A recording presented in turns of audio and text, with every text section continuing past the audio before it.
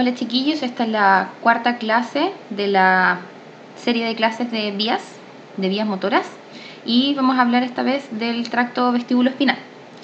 El tracto vestíbulo-espinal es el más automático de todos los tractos que hemos revisado hasta ahora. Es el tracto que menos uso de corteza tiene, y por lo tanto, por eso denominamos que es el más automático. Recibe aferencias del cerebelo, de la formación reticulada, del tálamo y también de la corteza, ¿cierto? Pero en menor medida que los otros tractos que hemos revisado. Se relaciona con dos estructuras que son fundamentales para poder comprender el proceso que siguen en los haces vestíbulo-espinales. Una es el utrículo y el sáculo, que se encarga de las aceleraciones lineales, y los canales semicirculares, que se encargan de las aceleraciones angulares. Este tracto, que es el vestíbulo espinal, es un tracto que recibe muchos estímulos, recibe más aferencias que otros tractos, y además de recibir una mayor cantidad de estímulos, los que recibe son muy diversos. Por lo tanto, podemos decir que es fuertemente convergente. Esto quiere decir que recibe muchos estímulos y diversos, y es altamente multimodal, ¿ya? En relación a esta diversidad. Recibe, por ejemplo, también aferencias del oído medio. Recibe aferencias del oído medio, de la visión, de la columna cervical. Tiene receptores también de presión y de propiocepción, por ejemplo, en la zona de la pelvis y también en la zona de los pies. Un ejemplo de, por ejemplo, la información que recibe de la columna cervical es que el tracto llega a conocer por la elongación que está teniendo en la musculatura de la columna cervical a través de los usos neuromusculares, y por lo tanto es muy significativo para el tracto lo que se está observando, y conoce si se está elongando, si se encuentra más flectado, ¿cierto? Y la dirección que está tomando la cabeza. Dentro de estos sistemas del tracto vestíbulo espinal hay diversos núcleos vestibulares. Están, como les mencioné, los canales semicirculares y el utrículo y el sáculo, también el cerebelo, por supuesto, y la médula, que es donde va a llegar la información.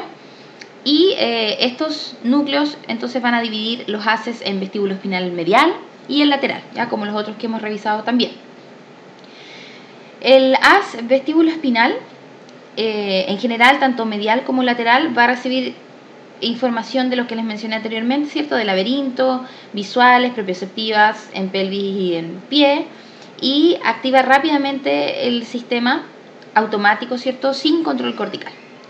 Y entonces vienen estos núcleos que son superiores, mediales, ¿cierto? Inferiores y laterales, que nos van a dar paso a estos dos haces, mediales y laterales. Vamos a hablar en primer lugar del vestíbulo espinal lateral, que es importante recordar que es ipsilateral, o sea que va por el mismo lado del cuerpo del cual está afectado, y tiene implicancias clínicas que son importantes, como por ejemplo que al descender ipsilateralmente va a terminar en el área lumbar, y por lo tanto su principal función va a estar relacionada con la excitación de los extensores de columna y la inhibición de los flexores. ¿Qué va a permitir esto? Que la persona mantenga la postura erguida y que mantenga el equilibrio. A diferencia del vestíbulo espinal medial, que no es ipsilateral sino que es bilateral, y que sea bilateral implica que va a tener una relación importante con las actividades motoras y de postura que puede hacer la cabeza. No va a ir hacia el tronco solamente, como el otro haz. Parte entonces del núcleo vestibular medial, desciende entonces bilateralmente y va integrando las dos partes del cuerpo. Termina en la parte inferior cervical de la médula, le da estabilidad a la cabeza, como mencionaba, por esto de la bilateralidad, y al contrario del vestíbulo espinal lateral, facilita la musculatura flexora e inhibe la musculatura extensora. Por lo tanto, va a permitir el seguimiento visual, la coordinación de los movimientos de los ojos en relación a la cabeza. Y por lo tanto, estos dos sistemas nos permiten mantener la postura erguida, mantener el equilibrio, ¿cierto? Siempre centrándose en el centro del cuerpo, adaptar el tono postural a la gravedad, y esto es fundamental cuando se encuentra alterado este tracto, porque toda la musculatura antigravitatoria se va a ver alterada, y esta musculatura que nos permite mantener el equilibrio durante los desplazamientos en que la gravedad está haciendo su efecto. Se requiere entonces para el balance, y es básico para poder desplazar el centro de gravedad fuera de la base de apoyo.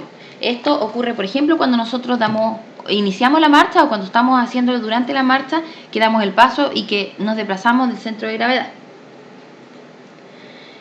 Este equilibrio, esta postura, este balance y la estabilidad postural va a depender de varias cosas. Depende de los inputs somatosensoriales que la persona va a estar recibiendo, receptores musculares, los tendones, receptores articulares y también los receptores cutáneos. Va a depender también de los inputs visuales y vestibulares que se estén recibiendo. Va a depender de inputs cutáneos plantares, ¿ya? La persona cuando está de pie o cuando está sentada recibiendo esa información propioceptiva. Va a depender de los graviceptores que detectan gravedad, del mapa dinamométrico, va a depender de la geometría corporal, por ejemplo, por la alineación de la articulación respecto de la gravedad, y el input de ambos lados van a afectar el resultado de la vía córtico-espinal y también de la vía rubroespinal, ¿ya? Y ahí la importancia también de cómo recordar esto de la dificultad para poder identificar claramente que existe, que realmente existe una hemiplegia y no es la integración de la alteración de ambos hemicuerpos. La integración entonces de estos dos sistemas permite generar estrategias de control postural y entre los dos dan al cuerpo la postura antigravitatoria, o sea, aumentar el tono flexor,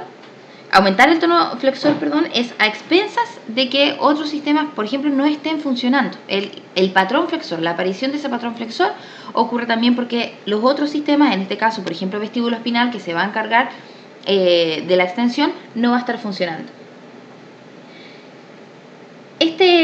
El balance y el equilibrio es un concepto muy complejo, bien multidimensional, requiere la integración de sistemas vestibulares, visuales, somatosensoriales, musculoesqueléticos, pero además del sistema cognitivo.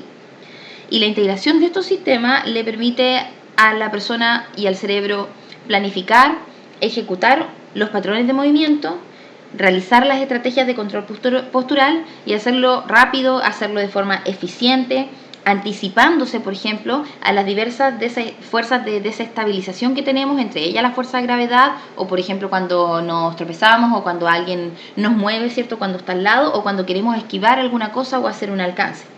Y esto se realiza para mantener el equilibrio y depende también de los objetivos que tenga el individuo y por supuesto también siempre del contexto, ¿ya? Recordar entonces como conclusión y parte final que la vía ventromedial del sistema vestibuloespinal, que es este haz bilateral, nos va a permitir relacionar la postura erguida, mantener los extensores, integrar los movimientos del tronco con los movimientos de los distintos miembros, ¿cierto? Superiores o inferiores. Y la vía dorsolateral va a estar relacionada con la capacidad del uso independiente de las extremidades y con la capacidad de utilizar la cabeza, ¿ya? Lo que nombrábamos recién como haz vestíbulo espinal medial, ¿ya? Bilateral.